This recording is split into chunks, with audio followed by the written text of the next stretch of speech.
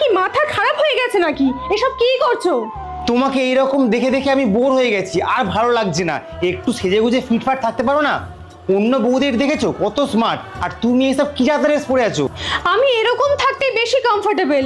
আর একটা কথা বলো, কোন বাড়ির বউ সংসারের কাজ না করে সবসময় সেজেগুজে বসে থাকে? ওসব জেনে তোমার কোনো লাভ নেই, যেটা বলছি সেটাই করো। কিন্তু কেন?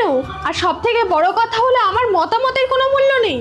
না নেই, কারণ আমি ওই সমস্ত মেয়েদেরকে বেশি পছন্দ করি, আর তোমাকে আমার কথা মতোই চলতে হবে। নিজের ইচ্ছেগুলোকে আমার উপর জোর করে চাপিয়ে দিতে পারো না। পারি, তার কারণ হলো তুমি আমার স্ত্রী, আর তোমার কাছে আমার ইচ্ছের গুরুত্বটাই বেশি হওয়া উচিত।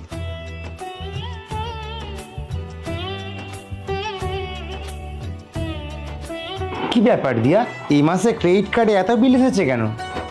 হ্যাঁ, আসার তো অবভিয়াসলি রিজন আছে। কারণ